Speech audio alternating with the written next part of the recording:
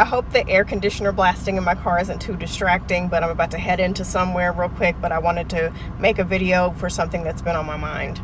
I've talked about this a little bit before, and I got a little bit of shit for it and got told that I would not be a good friend to people, and that friends are always supposed to be there for you and always supposed to let you vent and talk about whatever you need to talk about all the time. So let me just use myself as an example. Back when I was with my abusive ex-husband, I was lucky enough to have a ton of friends who would just take me out and let me get some fresh air and, you know, whatever the case may be. And I had three types of friends at the time. One type of friend who would let me vent about my abusive ex-husband as much as I want to, whenever I want to. They never talked about themselves. All we ever talked about was me and my abusive ex-husband and what he said this week and what he did this week and what he did last week, and I can't believe it. What should I do? The second group of friends let me vent for a while, and then eventually they stopped texting me. They stopped calling me. They stopped coming around. The third type of friend let me vent for a while, and then they were just honest and said, listen, I love you, girl, but I can't keep doing this. It's emotionally draining for me to constantly give you advice that's not taken. I know it's hard for you to leave, but it's hard for me to know that my friend is getting hurt and there's nothing that I can do about it, and there's nothing that she's wanting to do about it. So it's best for my mental health that we not have these discussions anymore. But if you're ever ready to leave, let me know and we'll figure out a plan to help you do that. But as for right now, I'm done.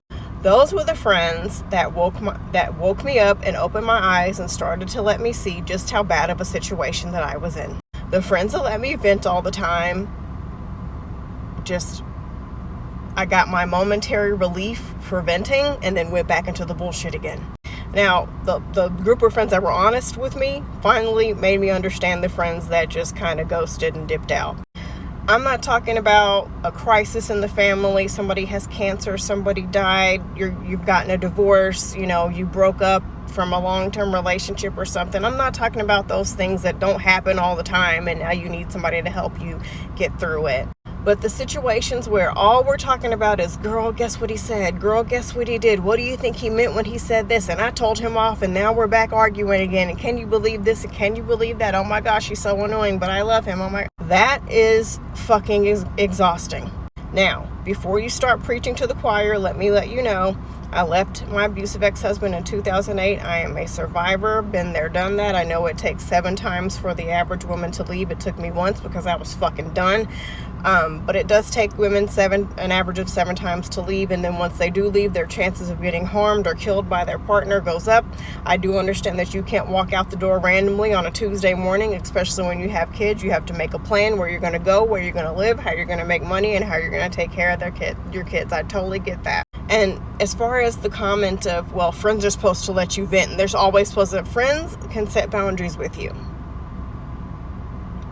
What I noticed about the friends who let me vent all the time is they were also in shitty situations too, and misery loved company. The friends that loved me were the ones who were tired of my shit. Listen, I'll be here for you if you want to make a plan, but I can't keep doing this. Those were the friends who, when I was ready to leave, paid money, used their time, their energy, their effort to help me. The boundary was, for my mental and emotional health, I can't keep hearing about my friend getting abused. I just can't do that because I know there's nothing I can do about it. I can't do that. It's like watching your friend getting to a car crash. You see it happening in front of your face, but you're locked in place. You can't get out. You can't call for help. There's nothing you can do about it but watch them be hurt and watch them be in pain. All you can do is watch. That's traumatizing. So will I be there for my friends during hard times? Yeah. But I am not the friend who's going to sit with you every day, every single week, and talk about the same drama in your relationship, and you ask me for the same advice, and it's back to square one.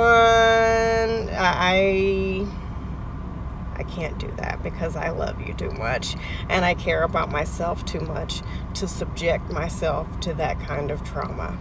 But when you are ready to figure out a plan, I'm good at that. Let's do that. Let's figure that out. Let's figure out how we can do this shit safely. Venting gave me temporary relief.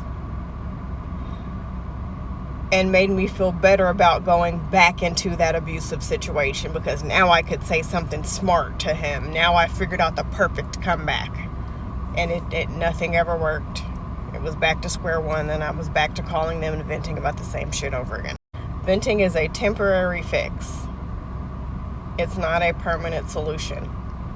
Doing it repeatedly does not help. Eventually, you gotta fucking leave the job you hate or stay there.